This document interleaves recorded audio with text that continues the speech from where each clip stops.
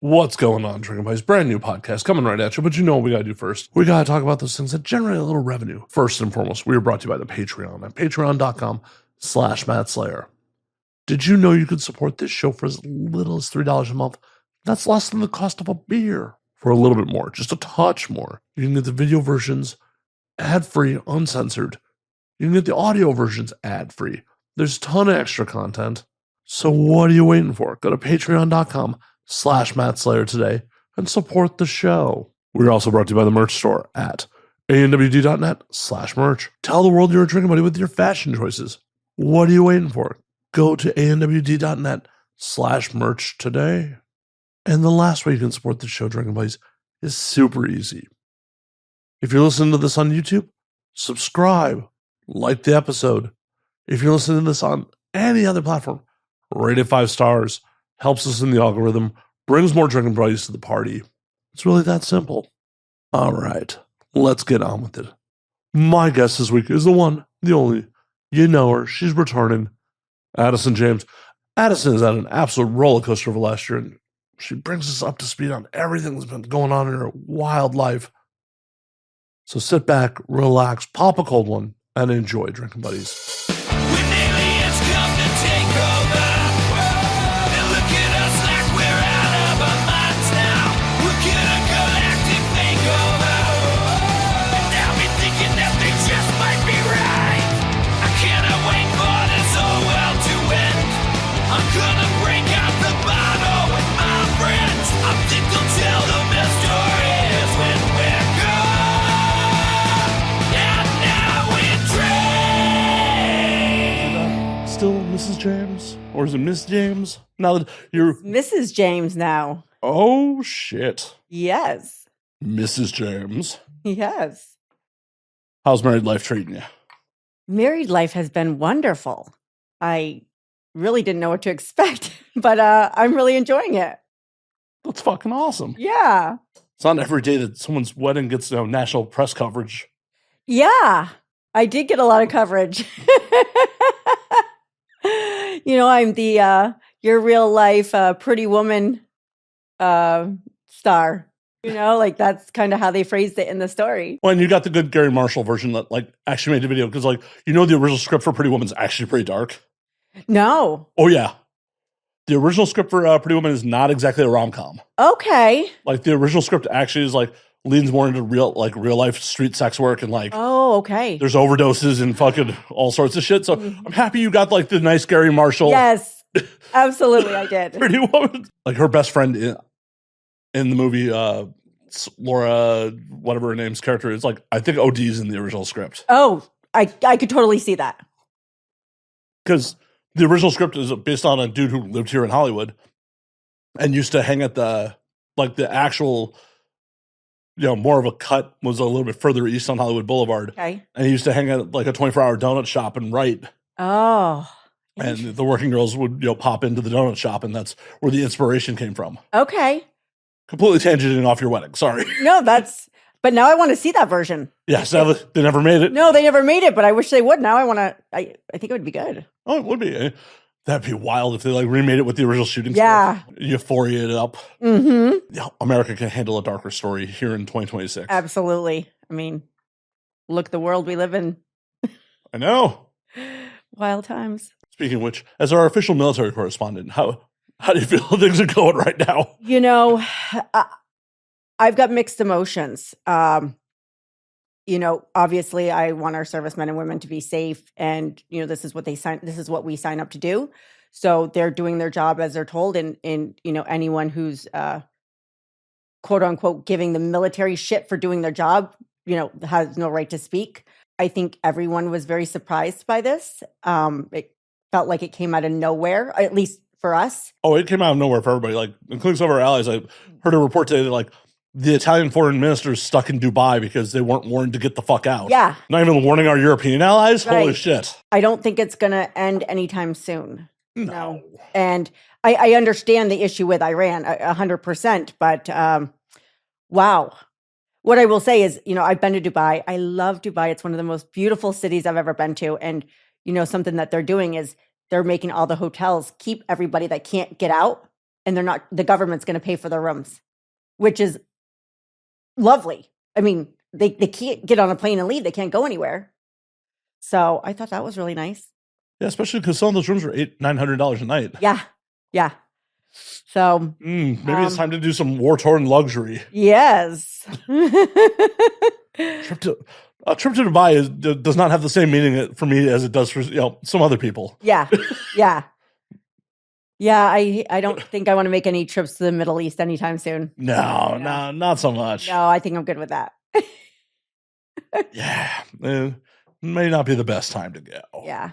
But I can tell you, I'm pretty certain the island that I was on when 9/11 happened, they're back in business putting bombs on those planes and all the things because we were a strategic bombing ground for that area. So I know exactly what those people on that island are going through right now. And it's everything moves very quickly. They went, from Friday night to being like, we can chill, to Saturday morning be like, oh, shit. Yeah. Yeah.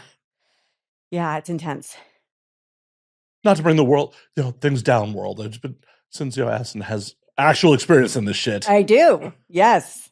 But again, hats off to our military, and thoughts and prayers are with them, and show them who's boss. It's one of those wild things where, like, I saw someone covered either on YouTube or on the news recently, where it's just like, yes, service people don't have to follow illegal orders, but and if they were to consider it an illegal order in anything that happens here, it's kind of guilty until proven innocent on an illegal order. You end up in the brig, and right. There's a whole to-do. Right. Yeah. I mean, if somebody refused to go into combat, they would be in so much trouble, and they would go to the brig. They would lose everything. They would be removed. They would not get any benefits, all the things. So I don't advise that. I think it was one of the legal YouTube channels I follow who they were just like, yeah, technically, yes. If it was in the legal order, you could be like, no, I'm not going to do it. But the drawbacks for it just doesn't have any basis in reality. Correct. Yeah. Well, and as you see right now, our president pretty much does whatever the fuck he wants. So if that tells you anything. Yeah. It wouldn't go well. No, not at all. But enough with the depressing, Yes, let's lighten the mood. Right. I just wanted to get your little 2 cents on that, because it's like, who else is doing the show is like, oh yeah, I actually have this actual real world experience about the shit that's going on right now. Yeah. Everyone else would just be talking out their ass, myself included. Well, I'm glad I could be helpful and give a little real insight. I mean, when are you not helpful? Come on. I try to be helpful every day. Right. I don't know when you wouldn't be. Like, this is a regular state of being. I don't know. It's not like you're having to go above and beyond here. Well, thank you.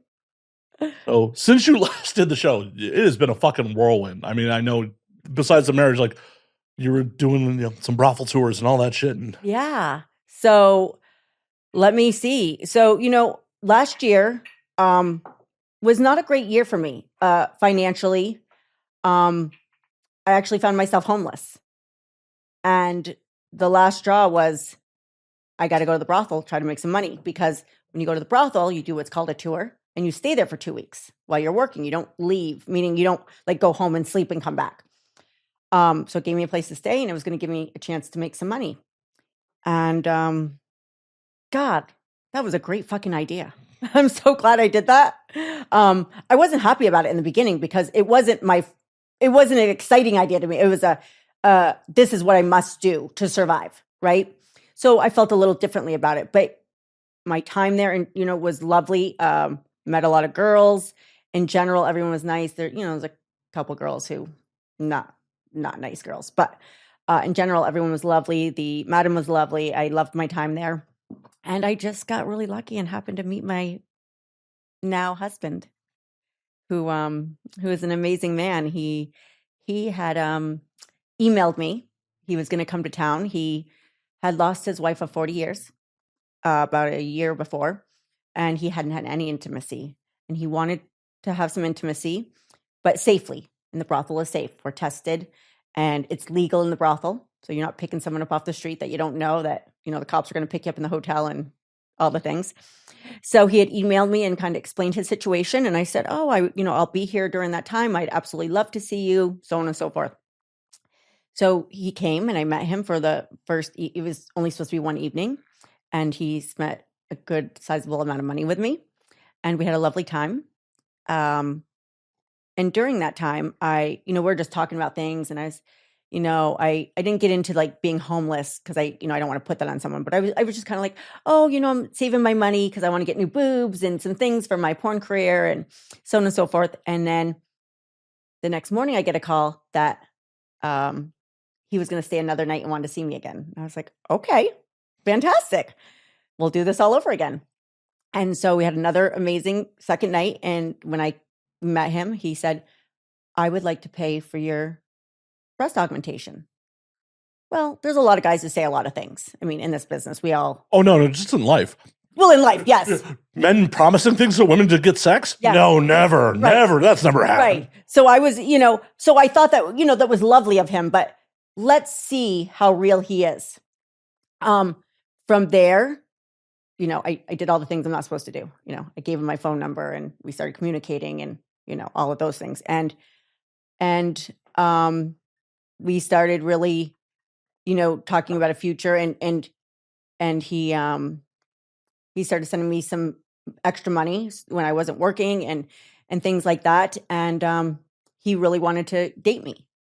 And he didn't want me to work in the brothel anymore because he was so afraid that I was so beautiful that someone was going to come in and steal me. Like he wanted me for himself. He really just, so he didn't want me in that environment because obviously he fell in love with me spending, a few hours with me in a couple nights. He doesn't want somebody else to have the same opportunity. Like I said, I was homeless. So by this time he kind of knew my situation. And so he was going to get me an apartment and help me with a new car and all these things. And that apartment turned into, let's just buy a house. So he bought me a brand new house, a new build that I picked out, paid in cash, which is fantastic. And he pays all the bills on the house. And then got me a brand new car, like he said he would. And I wanted an X5 BMW, and that's exactly what I got. Paid in. I've seen it. Beautiful, right? Yeah. What was the first thing I saw when you got out of the car? Like, bougie, woo. Yeah. And paid in cash in my name. He paid, so everything he said he was going to do, he literally did. So when he asked me to marry him, I never thought I was going to get married. It just wasn't really my thing. I mean, I'm 46.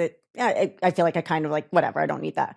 But he really proved himself, that like he was serious. He wanted to take care of me. He wanted me to do well. He wanted me to have nice things. He wanted to be supportive. And he was also the biggest thing that made him so attractive was he had asked me to stop working at the brothel, which I agreed to, but I had said, I will not give up my porn career. That is my job. You're on, there's 5 or 6 people watching you when you're with this film crew, you're making a movie. There's nothing intimate at all about making a porn movie. So I said, that is the one thing that's non-negotiable for me. And he said, I'm okay with that. So he was supportive of that. And that was huge for me because we hear so many times in this business, people will meet you in the business and then they want to take you out and then try to tell you what you can and can't do anymore. Captain Save-A-Ho. Correct. And I wasn't going down that path. So I was very adamant and he was very supportive. And that's what really made me like fall in love with him. I said, he really just accepts me for who I am and understands that I'm making a movie. Sex is not the same as love. There's no relationship, right? It's literally just an action.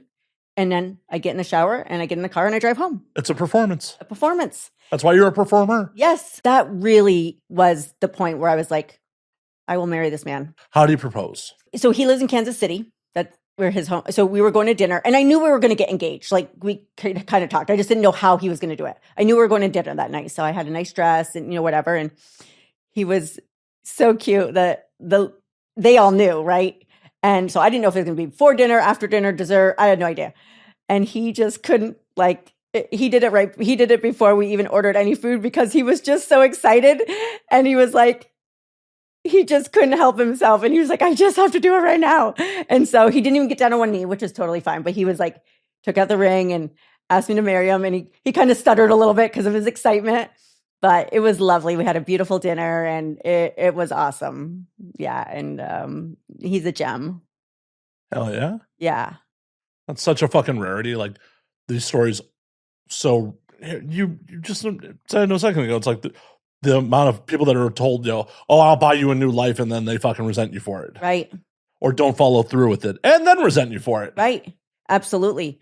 And, and I'd be lying if I said that I didn't do my homework in making sure that I protected myself while doing this, right? The last thing I want is to get married and then have everything ripped away from me and I'm left with nothing, because all of a sudden he wakes up one day and decides he doesn't want to be with me.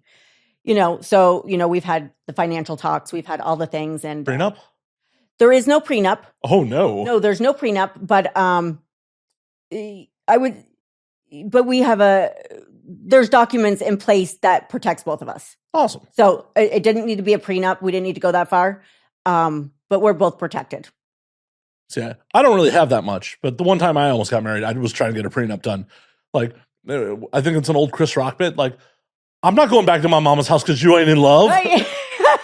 Yes, absolutely. So, and then this is my, I'm here in LA. This is my first time back at work since I got married, and I got new girls. We had surgery, and I had my first collab today in 5 months, and I shoot my first pro scene in 5 months on Thursday. Hell yeah. So I'm so excited to be back to work, doing what I love with the support of my husband. And it really feels nice to say with the support of my husband. Like that just sounds really nice. And that's awesome. Like that's what it should be. Like, oh my God, someone's a partner to someone in the industry and they're actually fucking supportive. Like that's how it should be. Yes, that's how it should be. Like motherfuckers don't sign up if you're not willing to be supportive. Yeah. And if you meet her as a porn star, don't try to take it away from her. Like right. She's doing what she loves. You fell in love with her based on what she does. Leave her alone. Exactly. Like that's what brought you to the dance. Yes. Yeah, I've said this a million times on there. It's like if you meet someone who's a performer and you want to be romantically involved, you have no right to say you can't do that anymore. Right. Now, if you're both a civilian couple and one of you wants to get into sex work, that should be a conversation. Absolutely, 100%. That's different. Yeah. And I agree. That's a conversation. And I will say my husband has a big sexual appetite, and he's living out his best sexual fantasies with me right now. I mean, he is just like, oh my God, I never knew, or I've never done this. And so it's really fun to, do new things with him that he's never experienced. And he's so open, to trying new things with me. And he comes from an era where the men take care of the wife, and, sex isn't really talked about, it's something you do, but it's not an open thing. And so the fact that he's so open about it makes it even more fun. Hell yeah. You're going to peg him? I don't think I'm going to peg him, but well, I didn't know how open he was. Like, we haven't had that conversation yet, but he did say something about maybe he would be my cuck. Oh shit. I said to him, wait, what did you just say? I said, when did you learn that word? He goes, I know some things. I said, what do you mean you know some things? You learned that word like 2 weeks ago because you were on the internet, or you learned it like 5 years ago? He goes, I've known about it for a few years. And I go, and we've been together for how many months? And this is the first time you've mentioned it. I said, you've been you've been keeping things from me. I said, okay, you want to go down that road? I said, there's plenty we can do. Oh, maybe he witnessed the wife die. Like she just got too dark. Too dark. Let's not go there. But no, he did not. Just did the chair. Sorry. I can't help myself. Sorry. I know it was a traumatic event, losing your wife for 40 years, but upgrade. Yeah. Yeah. So yeah, we have a lot of fun together. And, he's easygoing and kind and generous, and he loves me and I love him. And, we don't have I will say we don't have a traditional marriage. He lives in Kansas City and I live here. I live in Arizona, and we go back and forth to see each other. We both have dogs that our dogs would not get along with each other. Neither one of us is ready to give up our animals. Like that's not happening. So we do what we can and make it work. But it works. Well, obviously you don't have a traditional relationship. Most relationships don't start in brothels. Correct. Very true. They do not. Though I'm sure many men wish that they do. Yeah. I'm sure many men wish that they do. And if they showed up with their wallets open and an open mind and an open heart, they could seal the deal very quickly. Maybe. Perhaps, well, depending on the girl. Right. Depending on the chemistry. It's just like... Oh, yes, of course. That's just how it works with anybody. It's like the people who are, I'm sure you've heard it over the years where like you were involved with someone and they're like, oh, I'm not ready for a relationship. And then like 5 minutes later, they're in a relationship because it matters on the two people involved as well. Sure. But I think we both know that there's people in this industry that will do things strictly for the financial side without there being any connection. Maybe one person has the connection and the other person just fakes the connection, right? For sure. But how long would that actually last? It's not going to last. Right. Because, there's acting in porn, but it's not known for, Oscar level performances that you're going to be able to put on 24/7. Right. Someone who's your fucking partner. Yeah. I couldn't imagine like trying to live my life and be fake. Completely fake like that. That sounds horrible, actually. Yeah. How much money would it be worth that? A lot more than, pretty much anyone has. Yeah. Yeah. What's the point of money if you're just living in fucking misery and deceit constantly? Just like, hi, honey. Right? Oh, yeah. I think it would lead to a lot of bad things. Depression, alcoholism, drug use. The list goes on. Right. And then you'd have the money to have access to all that shit real easy. Yeah. Real easy. It would be real bad. Yeah. So I'm glad, the chemistry was there and it fucking worked out the right way. Like, yeah. He's he's, Middle East, Midwest, gentleman. And, which is, awesome. He opens my doors and, does all the things. Every time I come to Kansas City, he shows up with yellow roses for me, just like the first time I flew in. And so it's those little things that matter and make a big difference. And they're so sweet. I love him so much. It's fucking awesome. Yeah. Thank you. I remember you texting me like as you were getting married. It was like, congratulating you then. I was just like, fuck yeah. Yeah. And we just had a little ceremony in our kitchen in our new house. We had no furniture. I think the house had closed on a week before we got married. And I was thinking I was going to do like a real wedding in April. And I decided again, I said, no. I said, I don't really feel like paying people to come to our wedding because that's basically what you do, right? I much rather take that money and we go on a nice honeymoon and some other trips we want to go to and let's just spend it on ourselves. And he was totally fine with that. So I didn't even have a regular wedding dress. I wore like a cute little pink dress, which was awesome, So yeah, nothing traditional at all. Did his kids come in for the kitchen wedding? No. Have you met your stepchildren yet? One of them. Yes. So one of them lives in Kansas City and I've met him. And then the other one lives in Kentucky and I have not met him yet. I probably will this summer. Did they call you stepmommy? Sorry, I couldn't help myself. Sorry. No, thank God. I don't. The one that's in Kansas City is like the same age as me. So I can't even say my stepson because that just sounds weird. But he is. He is. He is my stepson. Avoid dryers around him. He's happily married. Yeah, happily married has nothing to do with... Fine. True. You're right.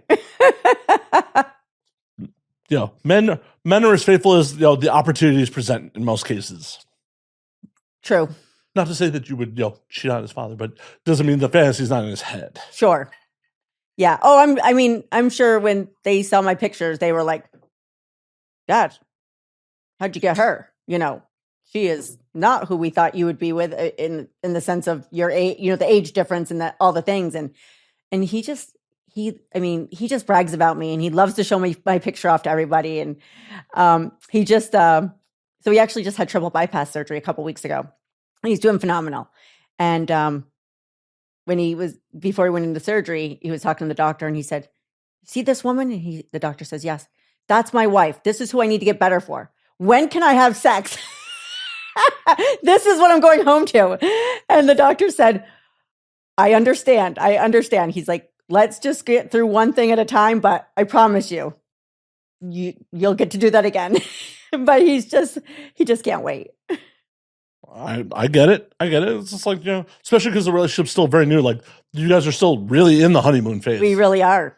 Yeah. And the honeymoon phase is really when, like, your genitals will almost be raw from the amount of banging you're doing. Right? Yes. And it's just natural. Like, this is why I'm like a consummate honeymooner. Like, in all my relationships, like, I don't make it out of the honeymoon phase most of the time. Because it's like, oh yeah, when it's intense and like fucking, we can't take our hands off each other. And then when it like slows down, it has to be a real relationship. It's like, oh, why am I here? Yeah. I didn't know that you did that before. That's annoying. Like you start to notice the things and you're like, oh, I don't love that. It's like, oh yeah, you're a flawed human being. Oh, that's probably how we got here in the first place. Right. Sorry to any of my exes who listen to this. But it didn't work out for a reason. Yeah. This guy. As like, I see that about you. Didn't have to confirm my bias, Addison. Your eyes just were like, yeah, totally. I totally get it. I love you. Doesn't mean that, I'm not right. Love is blind, Addison. Yeah, true. Yes. I'm sure you never thought in a million years you were going to fall in love with, a gentleman you met at the brothel. No, I really didn't. I just went there to, make some money so I could get back on my feet and, just live my life. I had no intention of getting married ever. It just wasn't a thing for me.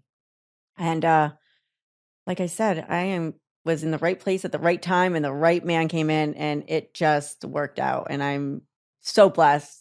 And he's an amazing, amazing human. And again, I love him so much. Well, and that's just, how life goes. Like, just being in the right place at the right time is just how things go sometimes. Yeah. Yeah. So we did have to cancel our honeymoon because he had to have his surgery because, he couldn't fly or anything. So the first thing we'll be doing when I go back to see him in Kansas City is we'll be rebooking our honeymoon. Oh, I'm sure the first thing you'll be doing is railing you, and then... yes, okay. The second thing I'll be doing is we'll be rebooking the honeymoon. Yeah. But we got a couple other things we have to take care of first. For sure. But you'd be lying to the audience if you're like, the first thing we're doing is anything but him trying to have his way with you. Yeah. Oh, he's ready to have his way with me now. Yeah. He's ready for the floodgates to open. I said, baby, whatever you want. Hey. It's his favorite thing. Perfect. Mm-hmm. Perfect. What else have you been doing with yourself in all this time? Shit. Well, so, then we got the house. So got a beautiful home and no furniture. So had to go furniture shopping. He gave me the credit card and I got to pretty much buy whatever I wanted for the house. Obviously keeping him in the loop, but I got to pick what I wanted and all of that. So that was fun. And now it's still, it's still new, there's just little things. It's still just, it's a project, always a project. But what's really exciting about the house is we have the upstairs and I have a full loft and 2 bedrooms and a bathroom. And that's going to be all my workspace. So I'll have, I'm actually putting in a podcast room. I am. What, are you trying to be the competition? No, I will never compete with you. I'm actually going to be a co-host with someone. Oh, shit. Yeah. Gonna announce it on here? I will be the co-host with Leanne on Hustlers to Housewives. Hell yeah. So I'm super excited. I was on her podcast about a year ago and we really connected and she is a lovely human and got to spend some time with her in New Jersey at Exotica. And we just had the best time. And she asked me to come on and co-host with her. So I think we're going to have a great time. Hell yeah. Does she have a similar story to you? I'm not familiar with her. No, but she was back in the Playboy days and, she was in the business. Beautiful blonde, lesbian, and very smart. She trying to pick you up? I mean, she might be. She hasn't come out and said it, but I don't think she is. I mean, I'm sure if I jumped on her, she wouldn't say no. I mean. Well, as long as there's a camera rolling, your husband's cool with it, right? Right? Yeah. Or have you thought about cuckolding him with a woman? I've been thinking about all the things I could do with him. I think I want to do a cuckold series, actually. Like, I don't know why, but I keep saying the number 6. Like, I want to do a series of 6 videos. And they would all be a little different. No humiliation, nothing mean. I can't get into that. Like, that's not my deal. And that's my husband, for God's sake. I could never be mean to him. He's a lovely man. Unless he asked you to, right? I mean, unless he asked me to, and he was like, that's what he wants. And we really had a discussion, but out of the blue, I would never do that to him. Boundaries are very important. Yes. But I think we can make it very fun. And it's a way for him to kind of be involved in the business with me a little bit without being too, he doesn't have to like be so involved, and I think he would think it was, he's kind of said that he wants to be a little involved in some videos and stuff. So I think it would be fun for us. Oh shit. Turning him out. I know. I mean, he's got to do something. He's retired. I told him he has to get a job. So I'm putting him to work, man. All of a sudden, he's just going to be your stunt cock. Like, all right, honey, hold camera. We're doing this POV. Yep. Yep. He's like, I'm down for anything. Whatever you want. Teach me all the things. I'll be a cameraman. I'll be this. I'll be that. I'll be, so he's so excited. Hey, man, shooting POVs. I've been told I've never done the job, but shooting POV, I hear is kind of rough. POV's hard. Well, yeah, especially if you're the dude actually banging. Yeah. And I've been the girl with the guy that's what he does all the time. And I'm like, man, how do your arms stay up like that for 20 minutes? Like literally. And I'm like, I never would have made it. And I'm, all over the place. And he's just praise the guys that can do that, because that's some freaking work. Yeah, I know some guys, to make the job easier, like set up head rigs and shit like that. Mm-hmm. Yeah, no, I haven't had any head rigs. Everyone's been with their hands, and they deserve some praise. Yeah, to be able to hold a camera. Like, cameras aren't heavy, but holding your arms out for 20 minutes with nothing in it. Right. And a girl bouncing on you. Right. Or whatever she's doing. With no shakes. Right. Or minimal shakes. Yeah, that's some talent right there. Yeah, everyone who doesn't do the job is like, all you gotta do is just bang. Like, yeah. No, it looks easy because it's a professionally done job. Yes, but done by amateurs. They make enough money they're not amateurs at this point. Yes, but essentially most of us did not come in with any camera experience. You're running a camera to shoot video. I mean, we all learn as we're doing this for the most part. And it's pretty amazing the tech skills that a lot of people know when you get to collab with them. And I learn something new every time with different people, which I always find amazing. And, we all kind of start the same way as like, we don't know the fuck we're doing, but we're going to do this and we're going to get on a camera and we'll see how it turns out. And you just learn, and it's pretty cool. It's cool. It's insanely frustrating for someone like me who's an editor sometimes. Totally understand that. Yes. Because some people's trial and error, it's like, fuck. Yes. What do you mean you set the camera to auto white balance? Fuck. Yeah. That's never good. I have an editing gig for someone right now that I've been procrastinating on because it's a 3-camera shoot and one camera's the fucking color just keeps changing. I'm like, I just don't want to fucking deal with this. Like, what? That's tough. It's not. It's tedious. It's not tough. It's just tedious. It's just like, Matt, just do your job and stop complaining. Nah, not my jam. Do it right the first time, motherfuckers. I mean, yeah, it's hopefully they'll know better for next time. Oh, I already said something. I bet you did. I have no doubt. I'm like, what the fuck is this? What the fuck? Yeah. Especially because they paid a crew to like. Okay, now that's annoying. If they paid a crew and it wasn't like themselves, then that's super annoying. And I'd be going after the crew and be like, we either need to redo that, something, because they clearly probably spent some good money on that. Yeah. Well, the crew's like, oh, well, for an editor, it shouldn't take any real time to fix this. Like, they paid you to shoot this. Yeah, you should be done right. Right. Yeah. Yes, I could fix it in post. Yes, it's going to cost extra, like not a ton extra time, but it's still going to be more labor than I was originally charging for. Sure. So do it right the first time, motherfuckers. Do it right. Mm-hmm. It's my little PSA this episode. Yeah. Do it right.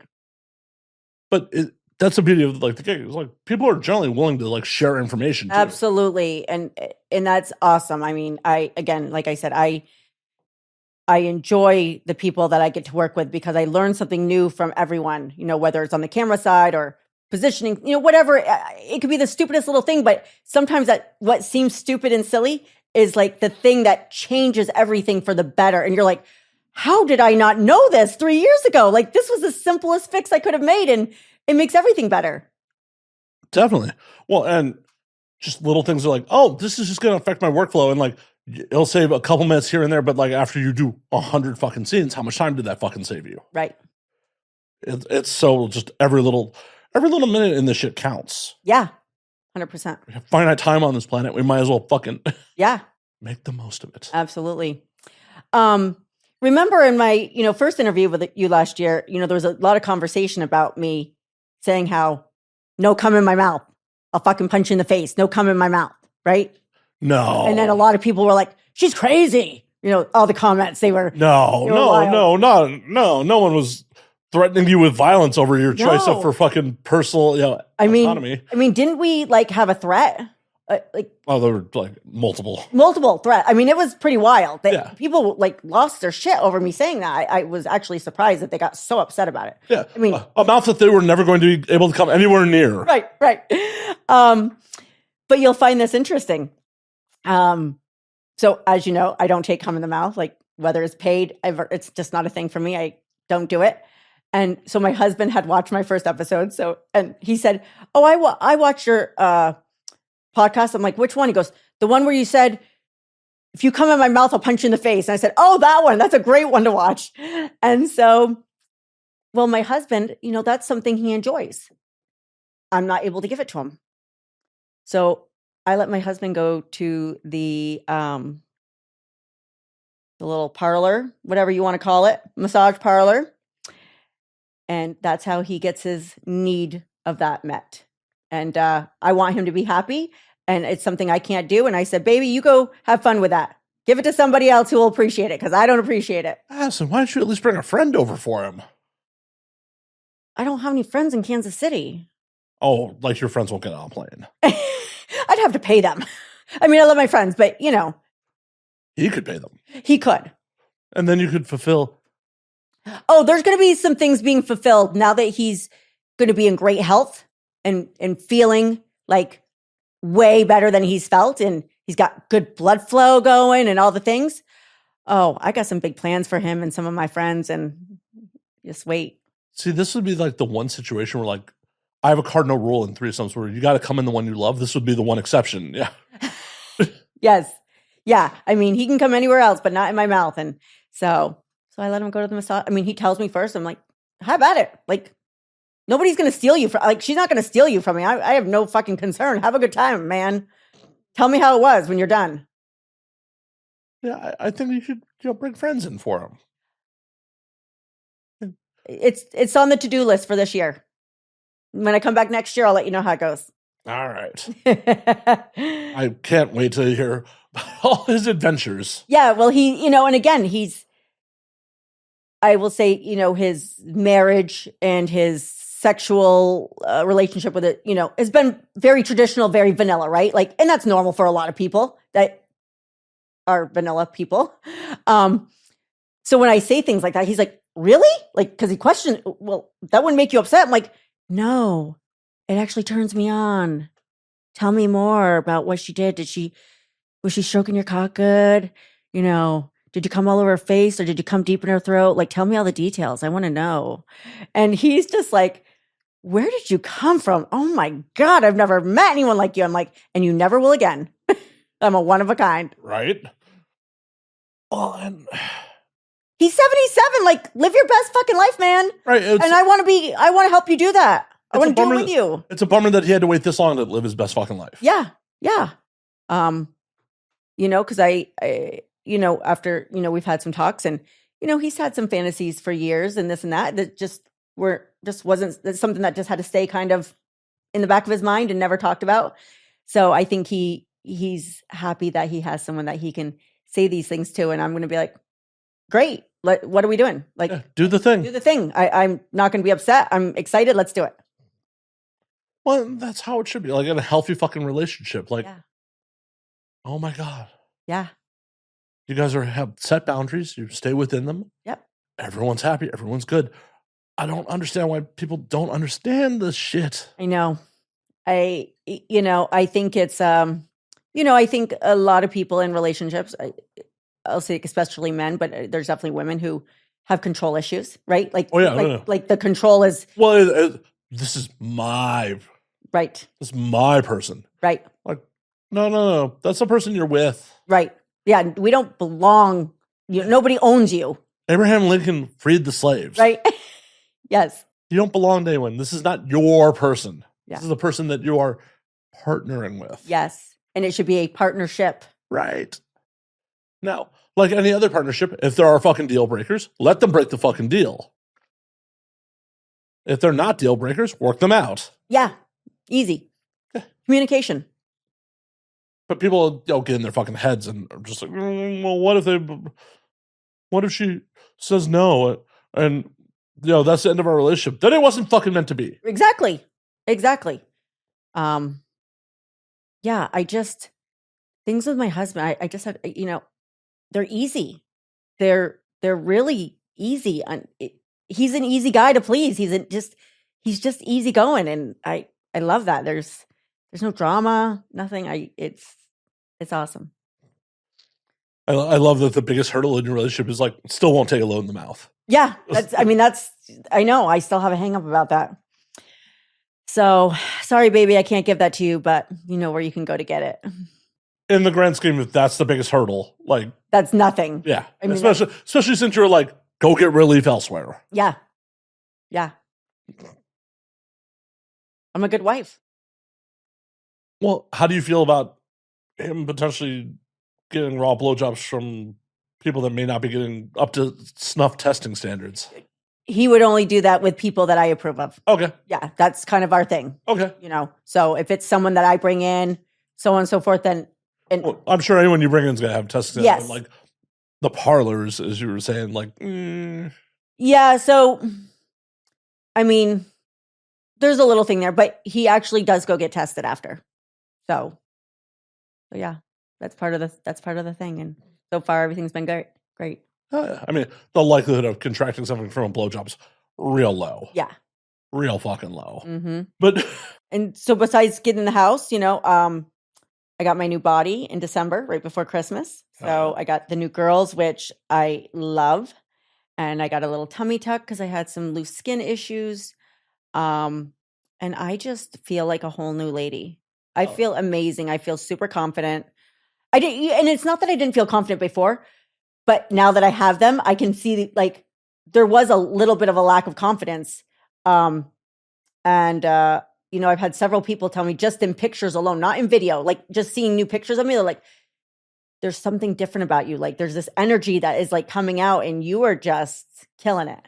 So that's lovely. Hell yeah. Yeah. Hell yeah. Because it's like you can be comfortable in the skin you're in, but like there's always room for fucking improvement. Sure. With everybody. Like absolutely. Nobody's perfect. And I did it because I wanted to, not because anybody told me I had to. My husband was like, you're perfect. Like you can get the surgery. You can do what you want. But I'm not telling you need the surgery. I love you regardless. Right. He put a ring on 1.0. Yep.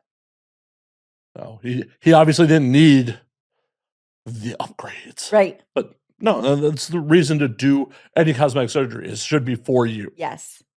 The idea of like, oh, I want to get my tits done for like the male gaze, like fuck that. No. Fuck that. Like if you're not happy with who you were beforehand, you're not going to be happy with any changes. It's still fucking you in there. Yeah, absolutely. And I, and I didn't want to go obnoxiously large. Let's call it that. Oh, you didn't want to go like mid 80s, early 90s, like fucking tits out to here? No, I didn't want 800s. I didn't want anything, because I still want to look like me and I still want my body to be in proportion. So I actually only had to get 500s because I had a lot of natural breast tissue and it makes for them feeling really, really good. So I will take your word for it. My husband likes them. Hey. That's all that matters. Well, it matters that you like them. Well, I like them too, but as far as a man, he's the only one, Exactly. And hell, if it gets you some extra bookings, awesome. Awesome. Yeah, so that's what we're working on now. How's the fan reaction been? Great. It's interesting. I debuted them at AVNs and I got a lot of double takes. Kieran Lee walked right past me and did a double take and he goes, "Holy shit." He didn't even recognize, because I had the longer hair now and the boobs, and he was like, "You look fantastic." He goes, I didn't even know it was you. He's like, "I saw your face, but I didn't put it together." Yeah, I got a lot of great feedback and people who were, because a lot of fans, they hear somebody say they're going to change themselves and they like you for the way you are usually. So they get worried that you're going to go too far, right? Or too big or change too much.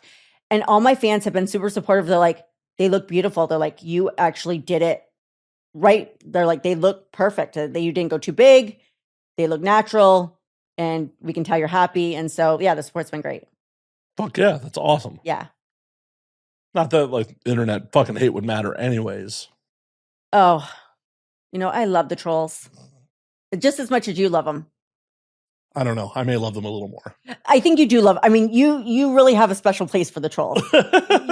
you manage them so well, and I've been after last year. I really started to take notes on how you manage the trolls, and you do it so well, and yeah, it's because they don't matter. They're just engagement. Yeah. Yeah, and I love how you just say that. Thank you for the engagement, and I'm like, yes, that's all it is. So it's pretty awesome. Yeah. There are anonymous people on the internet. They're not in my lives. No. I don't know their expertise. Why, or who they are, or how their day has been, or anything about them. Right. Why the fuck would their opinion matter? Yeah. Yeah. That's kind of how I feel in my everyday life. Like, I don't really care what anyone's opinion is. I'm not out here killing people. I'm not hurting anybody. I'm just living my life, and I'm a sex worker and I love what I do and I'm happy. Leave me the fuck alone. You haven't been involved in hurting anyone in 20 years. Correct. And that was indirectly. Yes. Yes. Because those bombs definitely weren't for tickles. No, they were not. They were not. And it was lovely to see those planes come back with no bombs on them. So maybe hurt a couple people. Maybe a couple of people, give or take. But again, I don't know who the fuck they were. Does that mean you've technically killed people? In a roundabout way, yes. Not like a gun, like shooting, but in a roundabout way, I would say I had a part in that. So you have two separate body counts? Yes, I do. I will tell you, the current one is my favorite.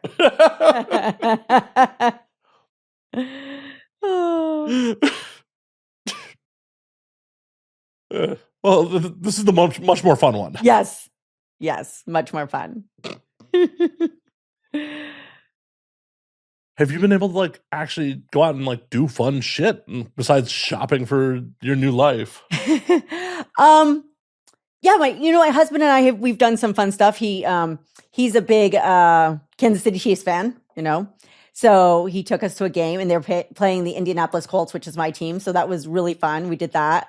Yeah, we had a few, like I said, we had the honeymoon planned, and then we were supposed to go to Palm Springs for Valentine's Day, and then we were supposed to do a trip to Vegas, but he couldn't fly. So we've had to reschedule some stuff. But why didn't he just Amtrak it?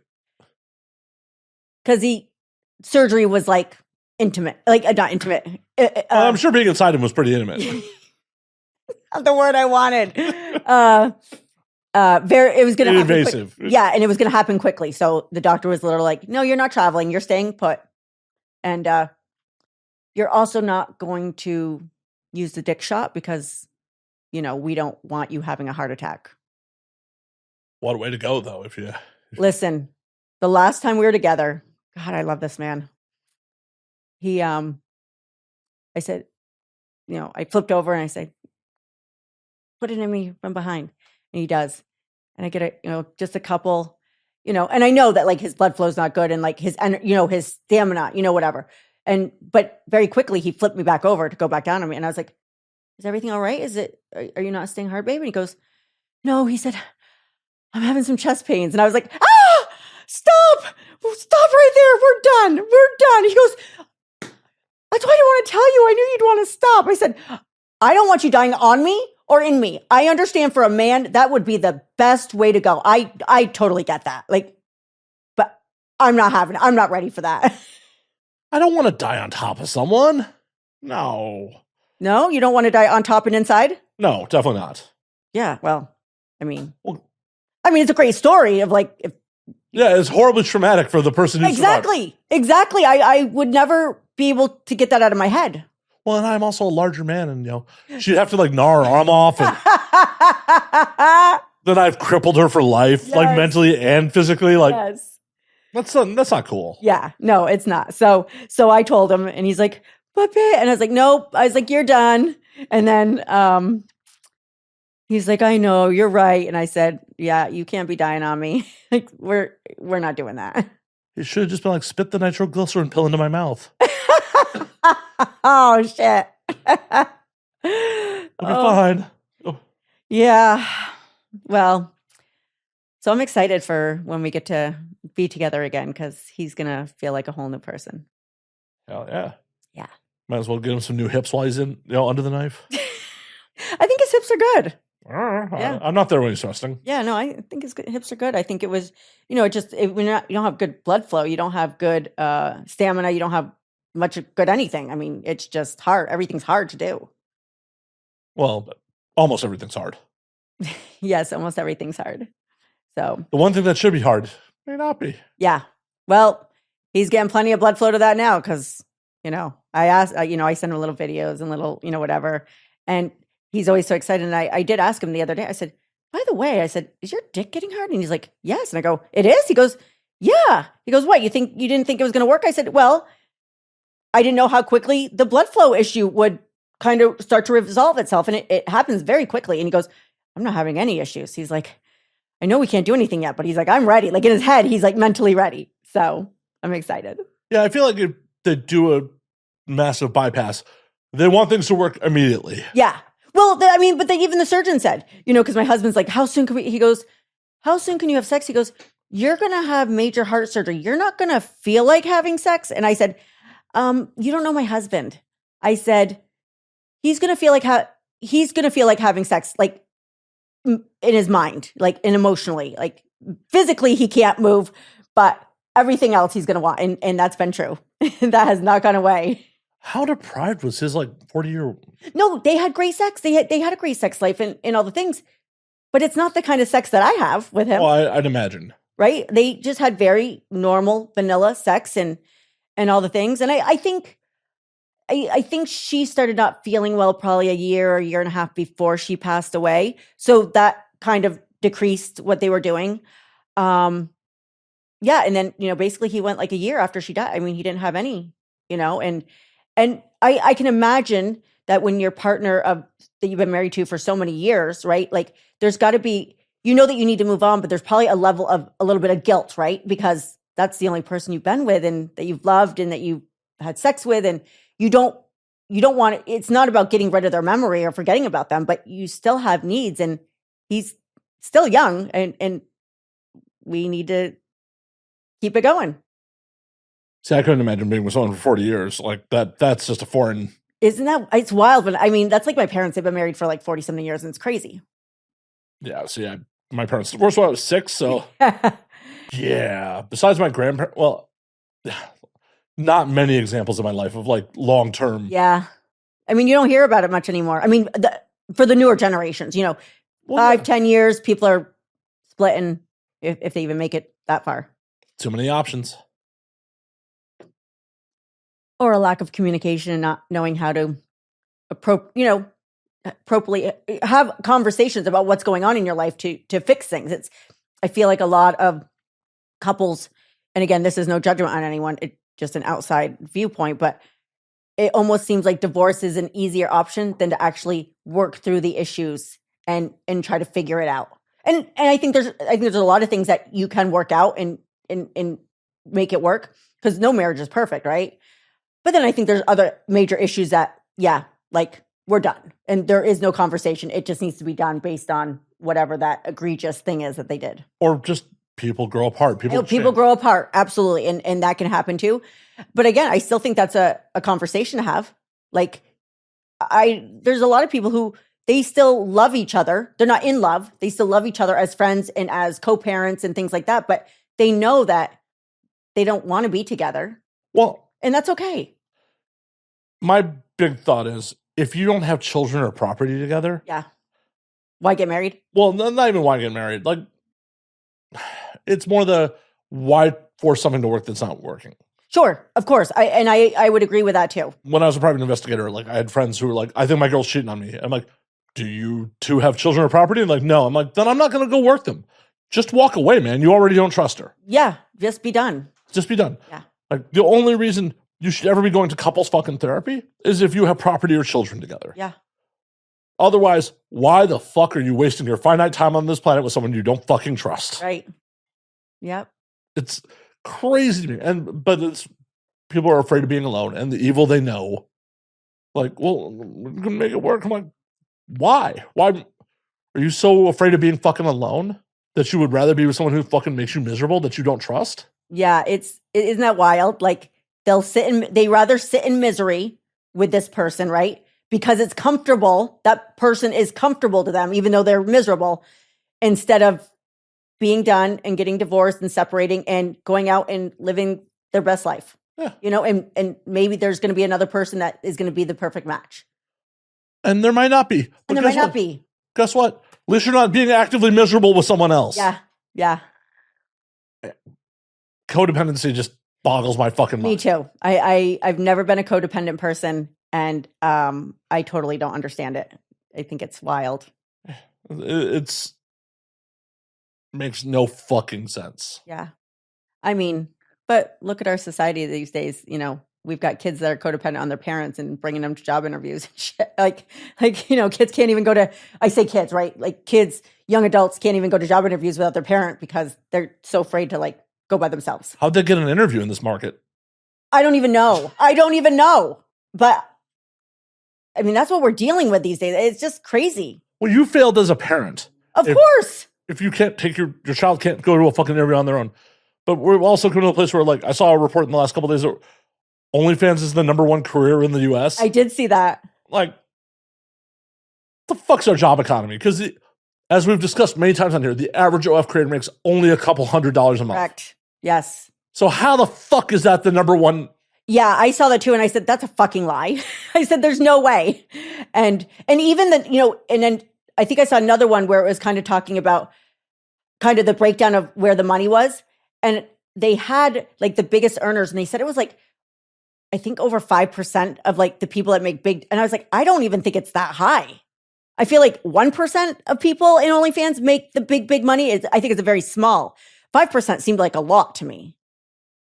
Yeah.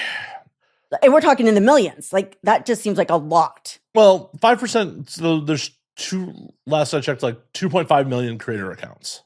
Okay. So, yeah, well. But still, 5% is still thousands of people. Yeah. Which I'm still to this day. And how do they do it? Like marketing their asses off. Well, right. But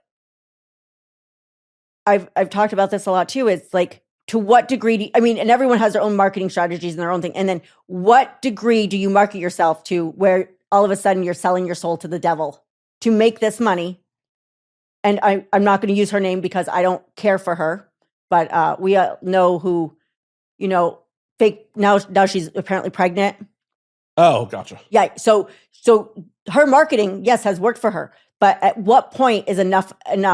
I feel like she's at the point now where I'd be selling my soul to the devil because I'm doing things just to make this money. And I'm a complete I would think I was a complete piece of trash at that point. I think some people just go way over. I mean, on one hand, I can't really hate the hustle on, you know, what they're doing to stay out, you know, put themselves in the news cycle, put themselves in the limelight. But when we're talking about, you know, spring breaks and there could have been some underage kids, you know. Well, the underage kids is a problem. Right. So again, too much is too much. Like, you know, that particular person doesn't draw the line anywhere and even make a statement about these, you know, like actually coming out publicly and saying all these people were over the age of 18, all the things. She allows for that stuff to go in there, that there could be someone underage. And then it makes the whole industry look bad because they think we're all assholes and we're all doing things we shouldn't be doing. And that's not true at all. Well, yeah, but it's also, there's not a giant governing body for this industry either. No, of course there isn't. I mean, Well, people need to realize that at home. It's not like, oh, one member of the industry does something, the whole industry, the whole governing body of the industry is signing off on this. yeah, no, not at all. I mean, there is nobody signing off on anything. And again, yes, I can respect the hustle 100%. But for me, at the end of the day, I still have morals. Well, you got to be able to sleep at night. And I've got to be able to sleep at night. And so I'm not willing to go to certain lengths just to be famous or just to make so much money when there's a chance that it could come out and hurt other people. For sure. I fully understand it. Like, there are other people in this space in podcasting that do things that are very inauthentic just to have viral moments that, clickbait and shit like that. Right. It's not anything I want to do. I could do that. I could generate those fucking moments. But I'd rather have an authentic conversation with people, and if viral moments come out of those authentic conversations. Like when I say, you fucking come out of my mouth, I'm going to punch you in the face. Right. I mean, cheers to that. Cheers to that. But that wasn't manufactured. That wasn't. And I don't like the idea of manufacturing something and selling it as like, this is authentically happening. Right. Right. But that's my moral choice. I'm not hating on someone who does that for their own clout, their own money. It's just not something I'm comfortable doing. It's not the product I'm looking to push. Yeah. Well, I mean, I think it says a lot when a country won't let you into their country and they put you on the next plane out of their country and say, never come back because of shenanigans that were going to occur there. And they found out and they said, no, we don't want you here. Well, she was trying to do it in a country that doesn't even allow premarital sex. Well, she should have done better research. It made the news cycle. She may have done that research. She may have. I mean, what's a little deportation for that kind of fucking media coverage? Yeah, I don't know. I feel like that is a lot of headache, that deportation. Like, I don't want my traveling to get in the, I want to still be able to have my passport and be able to go places and all the things. I don't want to get stopped at every country I go to and they'll be like, oh, it's you, fuck. But I guess that's what works for some people. Yeah. It's a weird place we're at right now. Like the things, but people feel they have to do to try to stand out from the noise. But people have always done it. Like how back in the DVD days, there was the Houston 500. Right. Where Houston took on 500 guys in a fucking. Yep. Yeah. And yeah, it's not that it's anything new, for sure. I think now that I'm in the industry, I'm now realizing some of the things that go on for people to stay relevant and all the things. It's just not my, I'm only going to go so far. Got to be able to sleep at night. Yeah. Well, and it's almost, this better than anybody. It's a rough marketplace because the barrier of entry for OnlyFans is so fucking low. Right. Because even as a professional performer who has professional scenes under her belt, booked by real companies, has their marketing arm behind it, you're still competing with the girl who has a cute look and a fucking iPhone. Yeah. Yeah. I'm so, like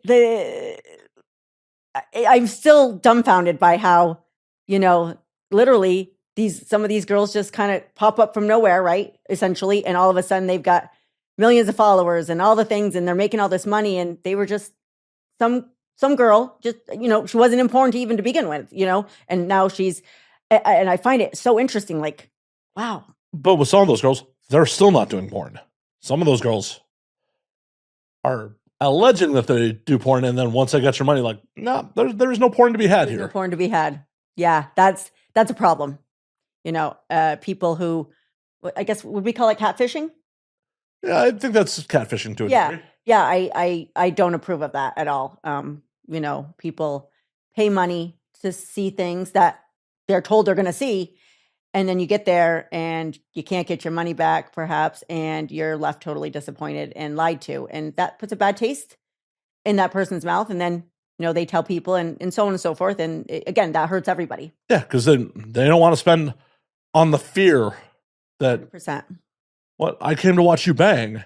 What, are we sure you're gonna bang in there? Right. Please. Yeah. And then they're demanding proof, and like established performers like yourself are like, I'm not providing proof that I have sex on film. Yeah.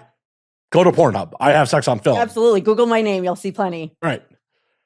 But there's still that fucking fear. Mm-hmm. And people, I understand, and especially in the modern economy, like, well, you only have so much disposable fucking income. Yeah. So I'm sure you want to spend your money on the fapping that you want to actually fap to, not, oh, what do you mean she doesn't actually fuck on film? Yeah. That's so disappointing. It's got to be a giant bummer. Yeah. Yeah, I totally would get that. I don't pay for anyone's OnlyFans, so I don't know who doesn't fuck on film. No, I don't either. But I have heard those stories that is a real thing. Oh, that is something that comes into the comment section sometimes. Like, there have been people on the show where like, that bitch, she fucking rips people off. Oh, yeah. I'm just like, I don't know shit about that, man. Right. Don't know shit about it. Yep. Could not tell you. Yeah. Don't know. Yeah. I'm not here to defend your OF content. Right. Just here to have a fun conversation. Enjoy this conversation. This is what I'm providing you. Your orgasm and your money spent on her is between y'all. Yeah, exactly. I got no part of it. Yeah, it's you know, and you know, we kind of touched on that. You know, we're in a very I would say kind of a delicate state, you know, our industry as a whole, with the laws that are coming out and all the things that have been happening over the last year and a half, you know, that seem to just knock us down a little bit more, right? Like prevent us from you know, there's marketing stuff we can't do anymore. There's things we can't say. There's things we can't even do anymore. There's, you know, the age verification, which no one's against. No, none of us want children to watch porn. Like I will tell you 100%. There's no one that wants a child to watch porn. That's not our deal. We want to protect children, but it's not our responsibility. We are not the parent. The parents need to parent. And even if the parents are parenting, kids are smart. They're going to find it anyway. I mean, I don't even know how to get a VPN on my phone. And there's kids that know how to get a VPN on their phone so that they can find the things that they're not supposed to find. Parent your children. Or don't have them. Or don't have them. That really makes it easy. If you're not willing to do the job, don't take the job. Yeah. Yeah. But actually be responsible. Have a conversation with your fucking kids. I mean, the kids are going to get into whatever they got into. It's going to happen. But the age verification laws aren't going to stop shit. No. I mean, it's going to stop us from, it's going to hurt us financially. Well, and that's the point. The point is not to actually protect fucking children. Right. It's to stop us. It's to, chill free speech. Because pornography is protected fucking free speech. Yeah. Yeah. Because the internet's so interconnected, it's the fucking internet. It gets fucked up when it goes into markets like the UK or parts of the European Union, which free speech is not necessarily protected like it is here. And traditionally, Europe's been much cooler about sex than we are, but they're fucking cracking down on shit too. They really are. I was actually a little shocked at how much they're cracking down. I mean, they're some of their stuff is really way beyond what we're even doing at this point. And I was a little shocked by that. And it's the problem of lawmakers making laws that they don't really understand either. They don't understand the implementation, but also that's the intent. The intent is they don't give a fuck if you can actually view the content or not. Yeah. Well, I think most people would agree. Our president doesn't hate pornography. He doesn't hate porn people. He just had to put it into the law because of all the people, all his evangelistic Christian people who were going to give him a lot of money. And this is what they wanted, right? So he had to feed the people that feed him the money. This isn't something, he gives two fucks. Honestly, that is one thing I can say about him, that, we know his past. He's been with porn people and had the affairs and all the things. But, he didn't protect us when he had the chance, Because it's not in his best interest. Correct. Right. It's like everyone's looking out for their own best interests. Yeah. Yeah. It's not just a purely him thing. Yeah. No. And, and I don't know if he realized that it, and he may not have at the time realized that it was going to go as far as it has. I don't think he cares because why? Well, at this point, no. But I didn't quite understand how far. I mean, it's not like it's stopping. It's just going to keep going and going and going. And I don't really know what's going to happen to us. Oh, if worse comes to absolute worse, it's just going to go underground. It's not going away. No, it won't go away. But it's going to make it more dangerous, I think. 100% it will. I mean, hell, this has only been a legal industry for 50 years. Yeah. Not very long. No, in the grand scheme of things. And Pornography's existed since cave drawings. Right. It's not going anywhere. No. It's only just going to go underground and be unsafe. It's going to get organized crime back involved. Because at the point where it's fully illegal, what's going to stop a criminal organization being like, oh, we own your shoot now. We own your production company. Right. Yep. Can't go to law enforcement about it. Nope. Because you're committing a crime. Right. It's the same reason that, street level sex workers end up in bad spots because they can't go to law enforcement because they're committing a crime too. So let me ask you about that. As you know, I worked at the brothel, which is a totally different experience of someone working on the streets per se, right? It's legal and safe. And, you saw the bill about Colorado wanting to legalize prostitution. I did not see that. Okay, so they are trying to legalize it. I think it's fantastic. How are they trying to legalize it? Let me look this up. Yeah, look it up. Because one, we would no longer be prosecuted. No, I don't know all the ins and outs. But I think that legalizing it could be a really good way of just taking the stigma out and perhaps make it safer. Well, it depends on how it's handled. Very much so.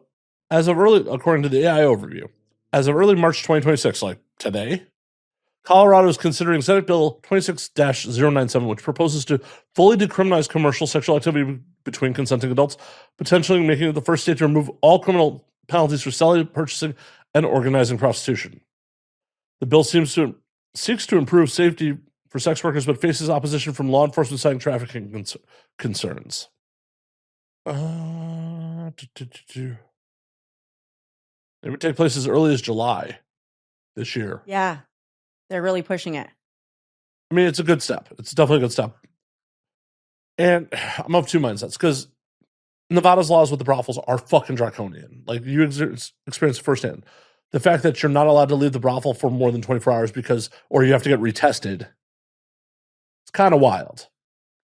Yeah.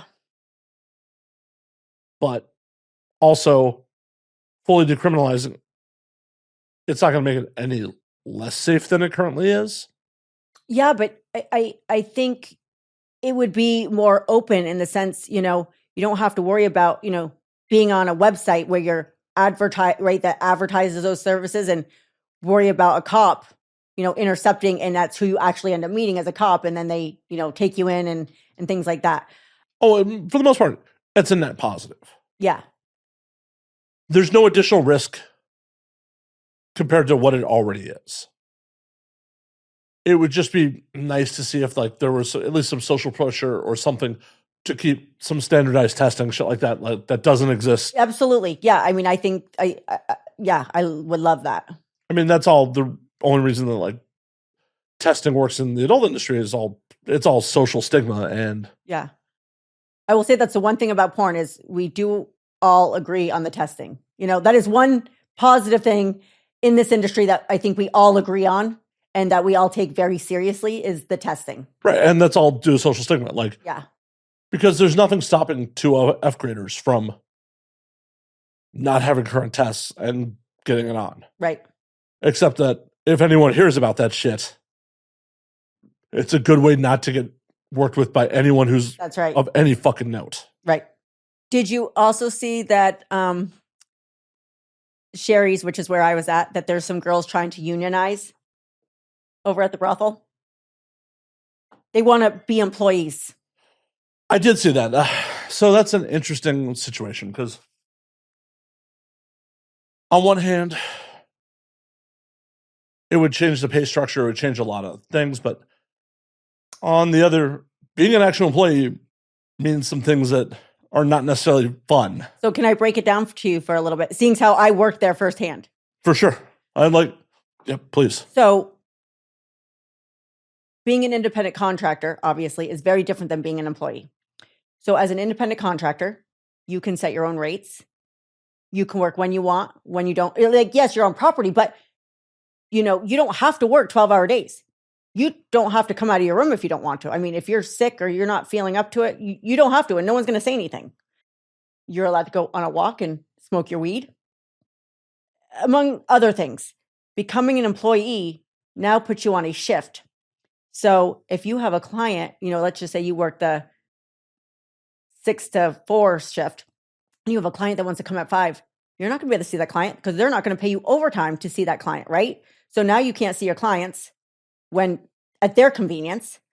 You can't go on your walks and smoke your weed because you can't do that when you're an employee.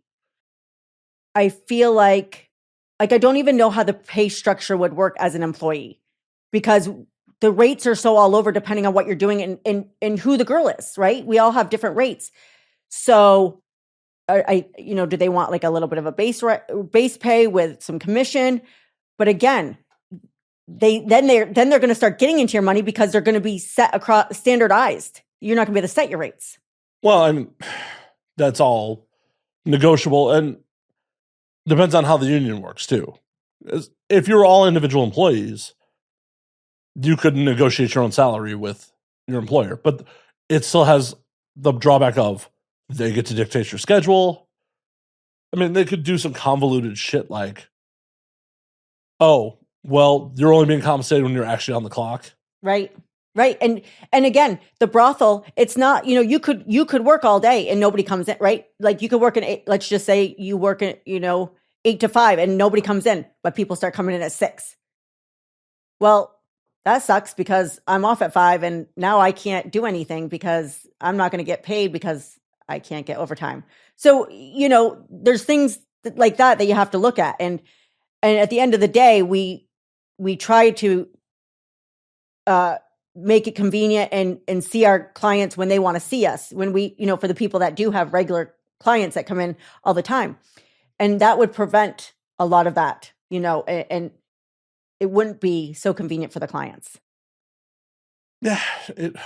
Because some people fly in last minute, they know you're there, but they also know that if they wanted to see you at 3 o'clock in the morning, they could see you at 3 o'clock in the morning versus 3 o'clock in the afternoon. Well, they could put you all on salary, and that eliminates the overtime.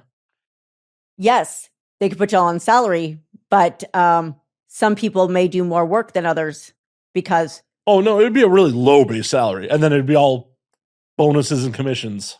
Yeah, I think the money would just get really messy. Oh, 100%. I mean, I think I don't see an advantage financially to it. But what I will say is anybody out there who's saying they force you to do this and they force you to do this and they force you to do this, I'm going to tell you right now, they don't force you to do anything. First of all, we walk in there because we want to walk in there. We take the job because we want to take the job. We agree to being there, whether it's 1 week on, 1 week off, or 2 weeks on, 2 weeks off, whatever that looks like. But we also know we can work 15 hours a day if we want because we're so busy. Or we could work 1 hour a day because we had one client that came in and gave us enough money that took care of that day and we don't have to do anything else. And no one's going to say anything to you. You don't have to take anybody. You can say no to every single person that it all comes out to your comfort level and what you need in your pocketbook, I would say, What is your thoughts on some of the allegations I've heard are the free limo comes out of the workers' cut? So what I will say to that is that sucks. That is that is a huge issue. So the brothel takes 50%. So let's just say you have we call them parties. You have a party of $5,000, right? Off the top, they take $2,500. So you already know you're only going to make $2,500. But then you find out they're a limo. They take an additional 30% out of the $2,500 that you were given, that's yours. They're going to take another 30%. 30% for the fucking limo? Yes, which I think is ridiculous. I mean, for one, a lot of time. So yeah, you have to. So you always want to know if it's a limo before you agree to even take the customer, which sometimes doesn't happen. Either we forget to ask or they forget to tell us. So you have to be really on top of it. Is this a limo? Because you have to give a different quote if you know that you're going to make up for that money you're going to lose. And why does it have to come out of our pocket? Why can't it come out of the brothel's pocket? They're the ones who really are making all the money. Now, we pay our 50%, right, of all our people we see, but we still have to pay rent. Oh, there's rent on top of that? I thought the 50% covered the rent. No. They take 50%, and then we also have to pay rent, which will automatically come out of your earnings, right? But you don't get it in your check and like pay them. They just deduct it. But you're paying rent, and you have to bring your own clothing, all your own supplies, your own condoms, your own lube, your own everything that you need, all of those things. So it's not like it's 50%, but your rent's taken care of and all the things. See, I thought the 50% covered the rent and all that shit too. No, the rent is on top. Oh, and then we have to pay for testing too. That's not covered. Which I agree with testing, but again, we're not making them enough money that they could cover the testing for us. So I don't agree with the limo at all. That is something I had a big issue with. And actually, I did get told. Actually, I had told my husband, because the first time he came out was in a limo, and I told him about that, and he sent a nasty, I won't say nasty, but a not so kind email because he didn't like that they were. He felt like they were taking advantage of us. Well, and 30% is wild for. Yeah. Okay, so it's an hour and a half out to prom on the long end. Yeah.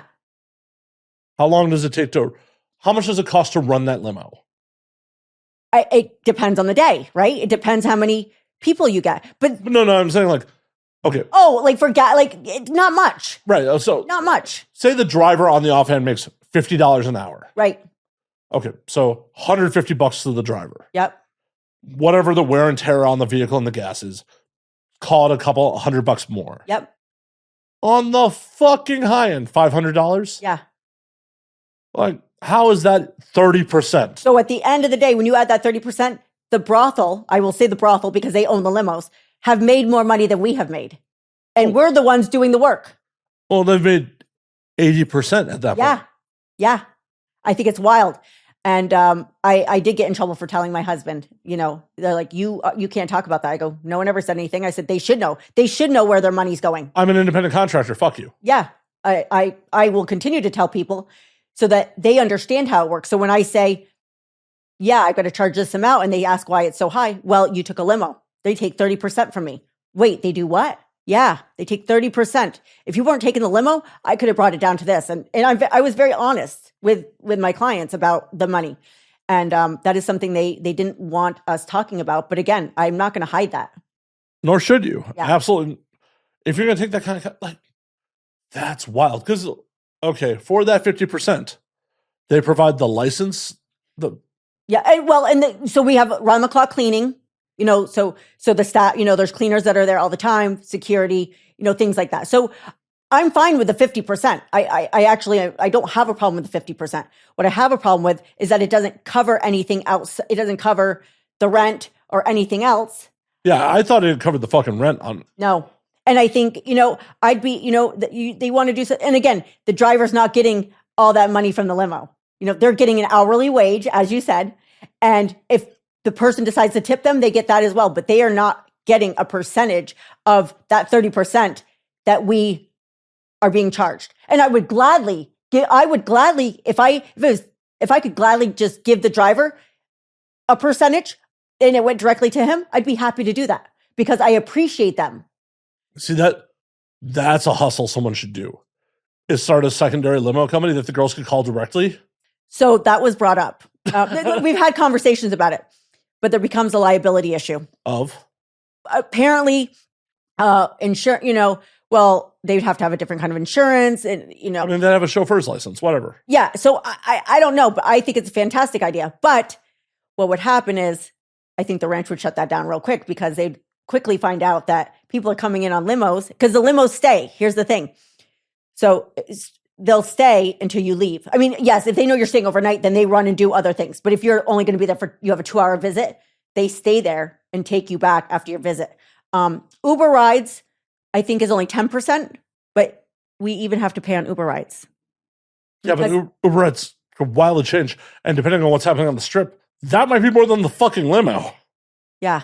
So it's crazy. So I don't agree with the limo. That was definitely an issue for me. But that easily could be a hustle, is get a chauffeur's license, get a fucking town car, and just do it for 10%. Yeah. You would still make good money. So it's I think it just, again, we talk about this a lot in the sex industry. People are always looking for a way to undercut us, men. This business is owned by men, and,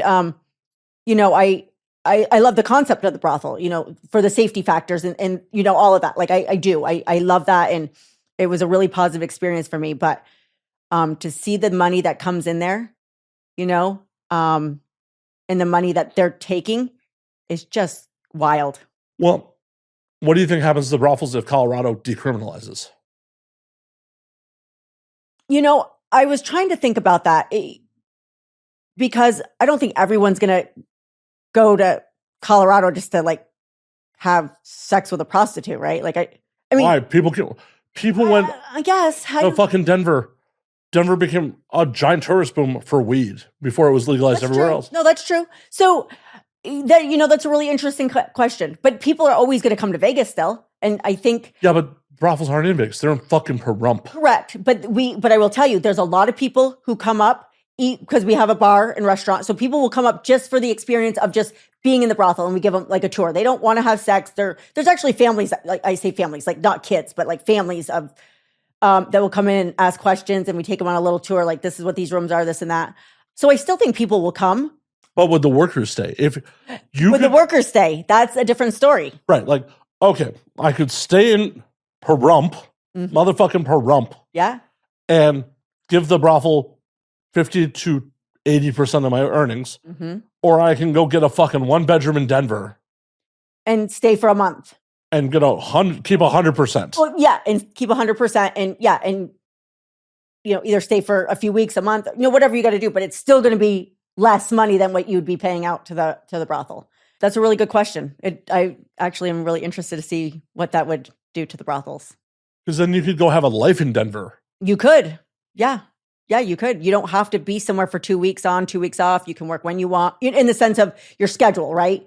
We have to go through the madam. So we have to, I would like to work these 2 weeks or this week, or, and she's got to approve it, based on. They got to update the website and all that all stuff. The things, right.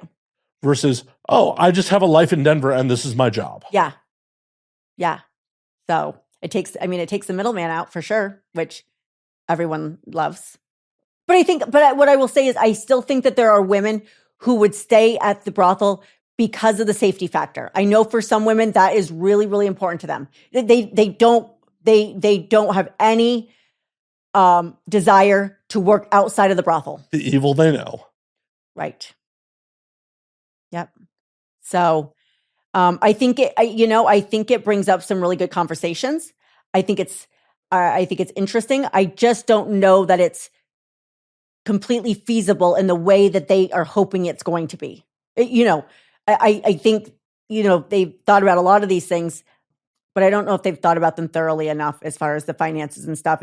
And again, that's also going to create more admin work for the brothel, because they're going to have to change everything. Oh, yeah. Well, I mean, if they successfully unionize, they have no choice. But don't they have to accept the union? No. Once the workers unionize, the employer has no fucking say over it. Right, but people were fired. They don't have to hire them back. It's illegal to fire someone for organizing.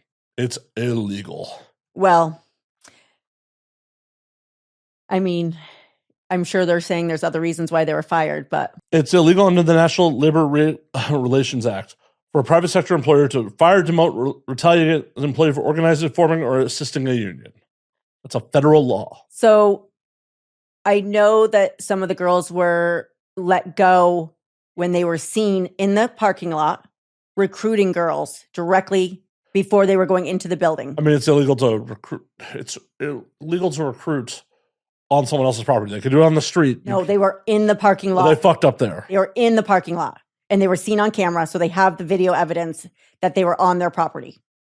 Because they were not across the, there's a little area across the street where we smoke and stuff. And it wasn't like cars were going over there and they're getting the girls over there, which would have been legal, but they were actually on the property of the ranch. Yeah. You can't do it on someone else's fucking property. You have to do it off property. Yeah. So. But that's for a lawyer to fucking handle. But, right. But technically is 100% illegal to fire someone for organizing a fucking union. Yeah. So. Yeah. And I don't know. I think, and they want benefits and this, and I get that. But if those are the things you want, then go get a job where you're an employee. Like I like being an independent contractor. I like having more control. Yes, there are things, I think with any job, whether you're an independent contractor or employer, there's always things we want to see different, right? See done differently and improve and this and that. But we can't have everything, unfortunately. Well, I am in favor of collective bargaining. It does give the workers more power. Yeah. The question is, how do you wield that power? What comes of it? So my civilian job back in Chicago, I helped organize our union. Mm-hmm. And once I was out of there and they actually successfully brought the union in, they didn't do shit with it, really. They're like, okay, we're unionized. Cool. Effectively, it got them more sick days a year. That was a process to fight being terminated. But it's just like, if you're worth your shit, it's really hard to get fired from that job. Yeah.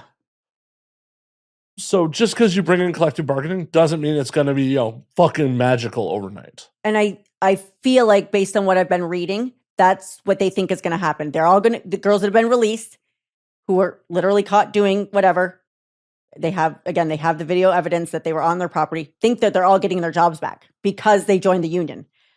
But if it's proven that they were on private property, that's not going to happen.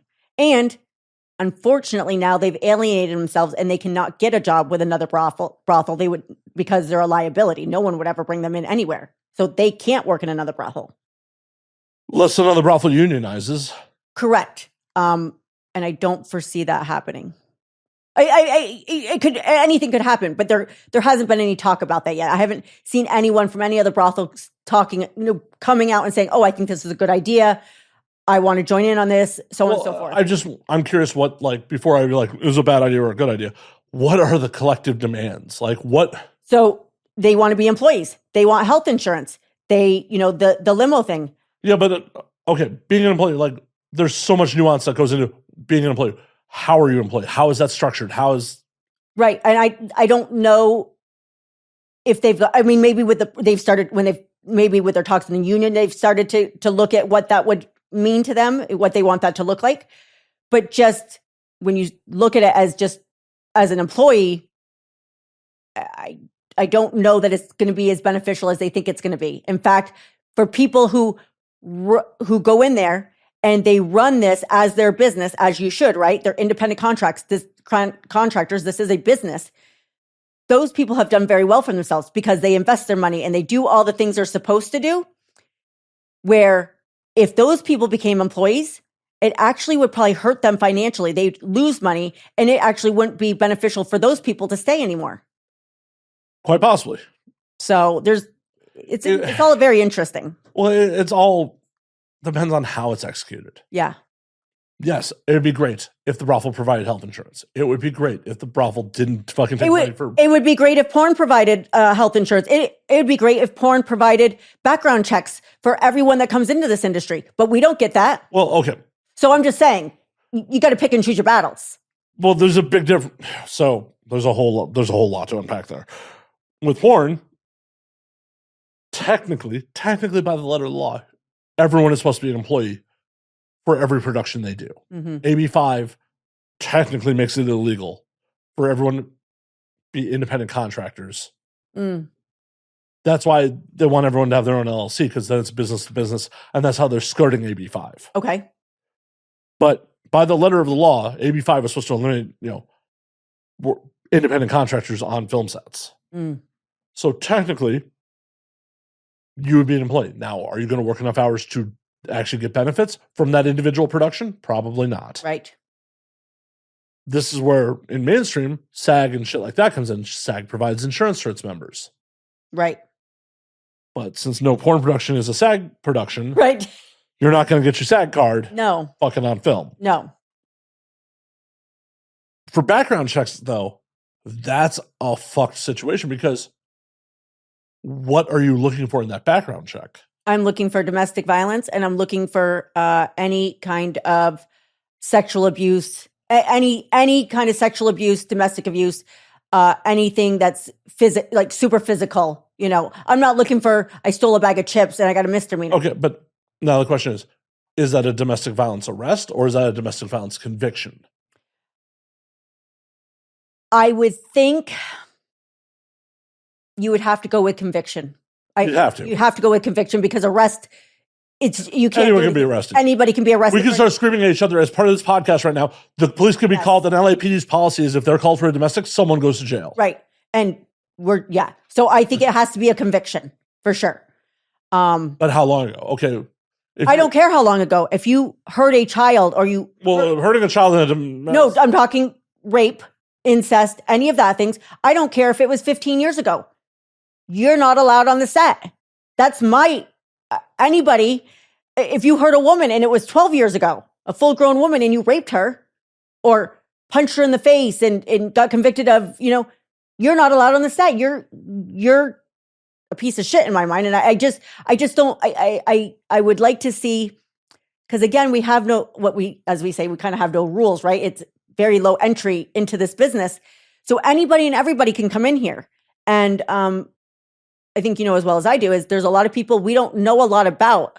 And, there's a lot of people you never work with. So you don't know their real name. You don't know anything about them, right? To actually do a background check. But with your collabs and stuff, you actually could do background checks because you can get that information.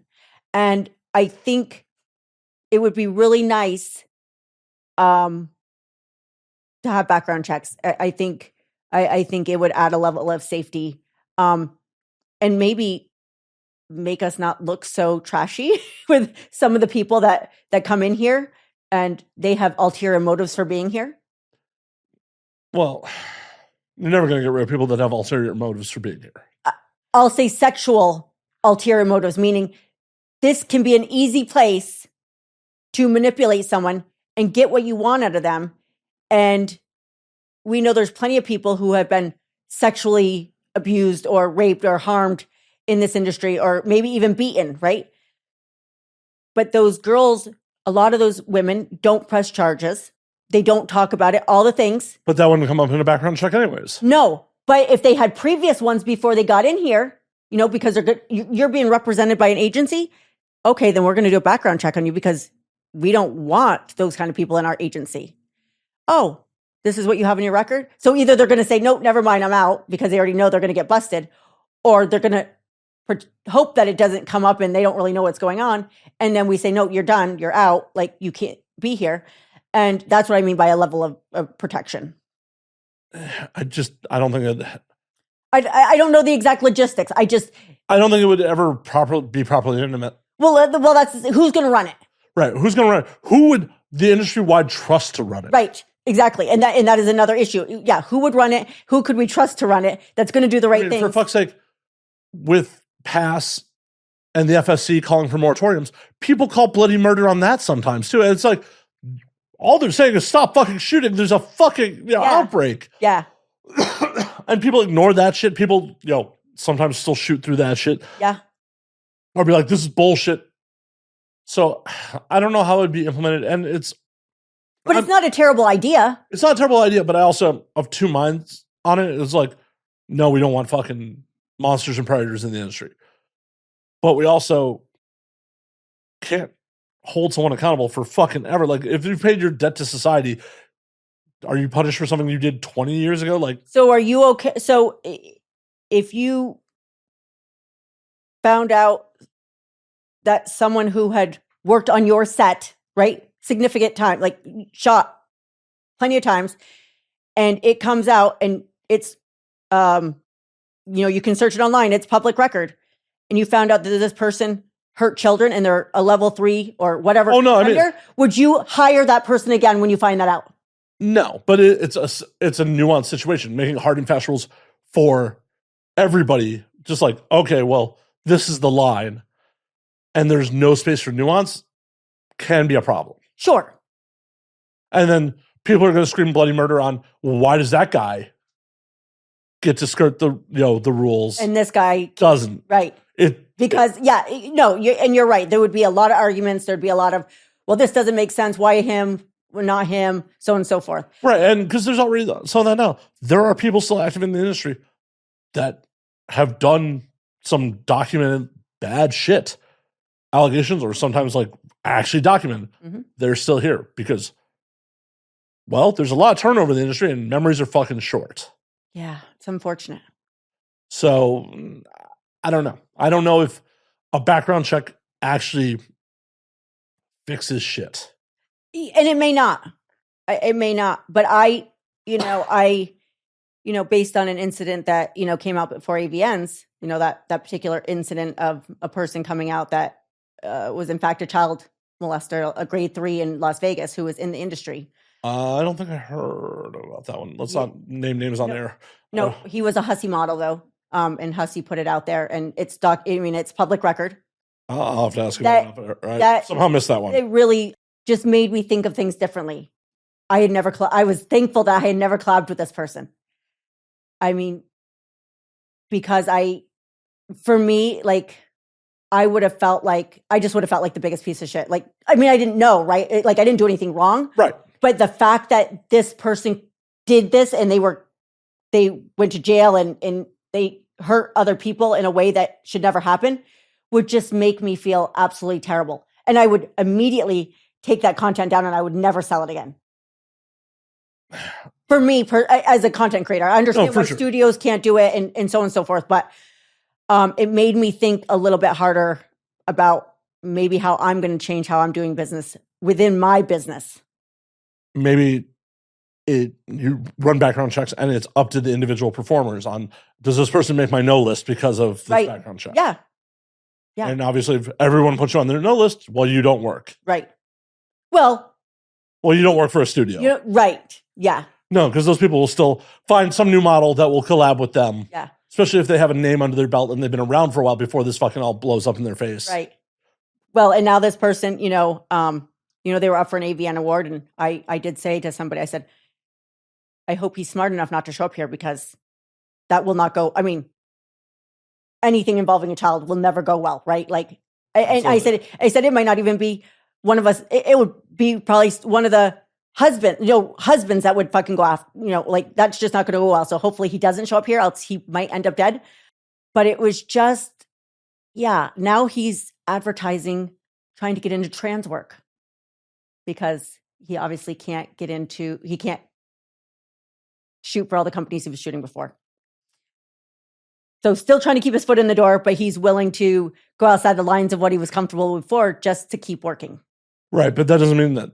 And he was hiring him. Well, it also doesn't mean in a couple of years that he won't just slide back in. Correct. I mean, for fuck's sake, Ron was the worst kept secret in the fucking industry. Yeah. He was still on red carpets for years. Yeah. And I know. Crazy. It's just one of those things. Like, worst kept secret for years. Guy had his own fucking rum brand. He had his own studio. People were bragging about working for his studio when it was the worst kept secret in the fucking industry. Mm. So I don't know if I don't know. I don't have a good solution. I don't. Yeah, again, I don't know what if there is a solution. I think I know for me personally, I think there's things that I can personally do to protect myself and my brand. And that's all you can do. And that's all I can do. I mean, I can't take on the whole industry. But I think that people, if they want to be safer, if that's a concern of theirs, then they're going to have to do additional things, like personal background checks on people you're collabing with or whatever that looks like, so that you feel safe. The industry isn't going to do it for us. And I think I'm obviously not a lawyer. I also think it's possibly too much legal liability for a studio to take on. Sure. Who knows how someone fucking lawyers up. Right. Like, oh, we ran your background check. Oh, you were convicted of X thing in Florida fucking 20 years ago. Yeah. We're not hiring you now. Well, does that run afoul of other fucking employment laws? Like, I mean, most people with, I guess most felons, there's a lot of jobs that felons can't get because they are a felon. So. Yeah, but a lot of states are actually like rolling some of that shit back. Right. So there's always a way. And entertainment historically has been a place, like not just porn, entertainment in general has been a place where it's like, as long as you can provide the goods, we'll look the other way. Yeah. Yeah. It's actually one of the few places where, like, I mean, look at Danny Trejo, I believe, is a convicted murderer. Who? Danny Trejo, Yeah. who has a prolific Hollywood career. Imagine, like, they run a background check on Danny, like, well, you're a murderer. We're not letting you on our set. Yeah. Yeah. So I don't know. I just don't know how to, like, obviously want to make everyone safer, but, like, how do you actually implement that? Yeah. I mean, I go back to, again, to, telling the ladies, just ask lots of questions. Like, use your mouth, not just to suck dick, but actually ask questions, get referrals of these people, find out what their experience was with them, and not just one person, 3, 4, 5 people, and if you're getting consistent things, then you're probably okay. If you're getting mixed reviews, then you got to decide. And if you're getting all negative reviews, then I think you have a clear answer. Like, at the end of the day, it's up to us to choose who we want to work with. But I truly believe it's also our duty to do our due diligence with the people we're going to work with. And 100%. I cannot shout that loud enough. Do your job and make sure you're working with people that are going to be safe for you. And it's okay to tell people, no, I don't want to work with you. Yeah. Don't let them make you feel guilty. And you don't have to give them a reason. You just, right. And anyone who gets shitty with you about not wanting to work with them, that's a red flag right there. right. So It's just that simple. Like, yeah. okay, cool. Yeah. No problem. I mean, I'm very lucky that, I've had a wonderful career. I'm going into year 4 and no one messes. I haven't had a single bad thing. No one messes with me. No one's tried anything shady with Well, me. you punch them in the face if they get out of line. So I would. Yeah. But I also, I ask a lot of questions, and sometimes I'm probably annoying when I ask those questions, but until I get the answers that I need, I'm going to continue asking questions. But also, if you have nothing to hide, why would you care? Right. So yeah. And, and sometimes, we do see, I'll say on, X or whatever, we'll see these, so-and-so did this, da-da-da-da-da. And so somehow this other person's connected, but sometimes you just need to have a conversation with the other person to see really what was that connection. Were you just the person standing in the room and you just saw what happened, but like you weren't actually involved, And I think, sometimes having a conversation with a person and seeing. Well, and unfortunately, there's some people in this industry who just want to cause drama to cause drama. Yes. Yep. And they want to try to bring other people down. Yeah. So you got to take shit with a grain of salt too. Yep. It's a lot of nuance, and we live in a society that doesn't believe in nuance anymore. So, Right. yeah, it's just like, you're canceled or not canceled. Like, well, you may want to take a look and, like, take a step back and, like, okay, what's the whole scenario here? Who are the players involved? What is? Yeah. I mean, talking about being canceled, I was told not to tell my story that I was homeless. Oh, I think that's going to be bad for your career. I'm like, why would it be bad for my career? I said, I know I'm not the only one going through this. It's a financial struggle. I didn't fucking murder somebody. Well, and why would I? I've had people say to me about your story, like, oh, that makes the industry look bad. Why does that make the industry? It's just the reality. Well, we're oversaturated. There's not enough work for everyone. 1 month, you're, 1 or 2 months, you're the popular girl. You're getting all the shoots. The next couple months, you're not. That's just how the game is done. For sure. Oh, I'm not saying I agree with their statement, but, like, I had someone say to me, like, oh, that story really makes the industry look bad. It's like, no, that's the reality. There are some very popular performers in this industry that are essentially living shoot to shoot. Yeah.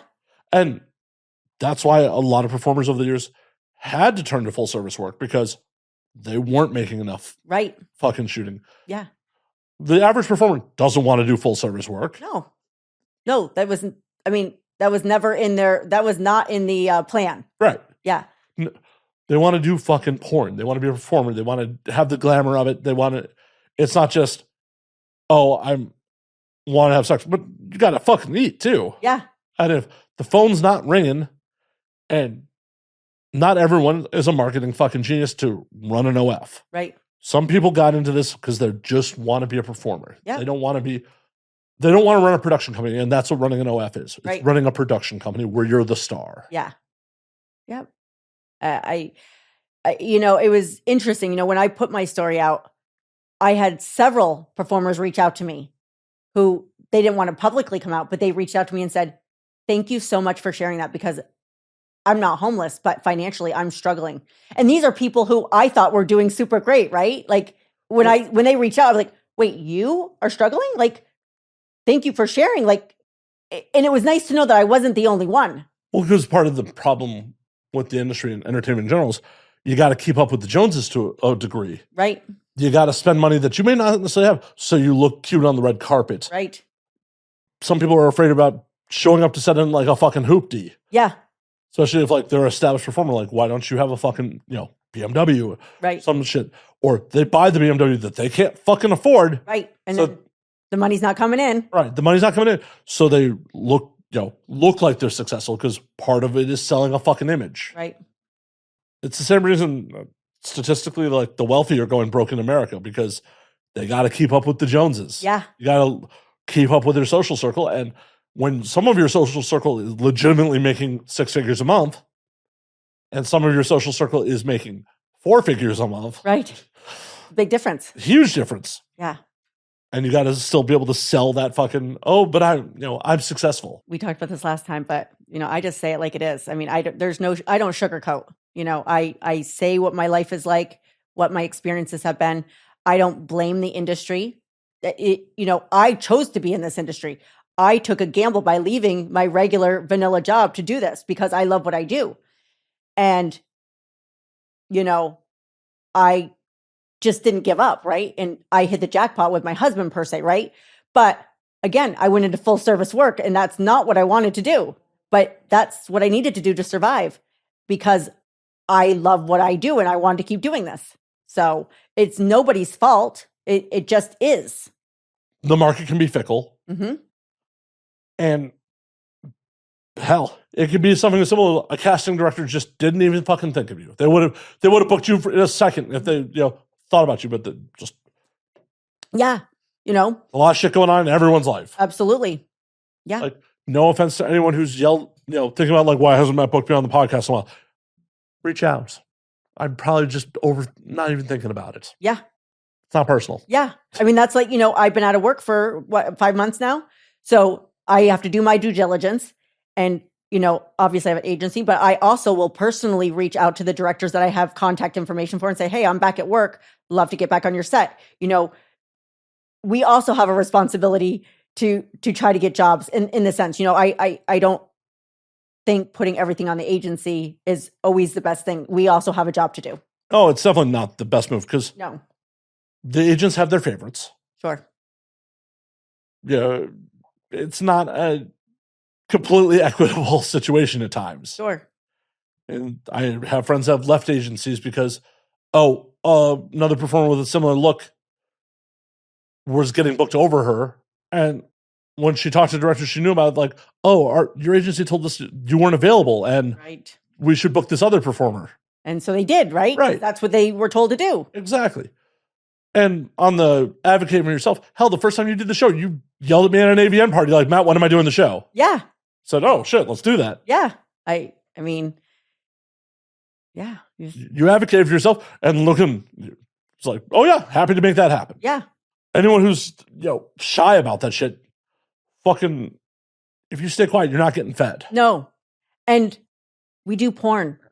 None of us should be shy. We got our fucking dicks and our badges and our tits out all the time. There's nothing to be shy about in this business.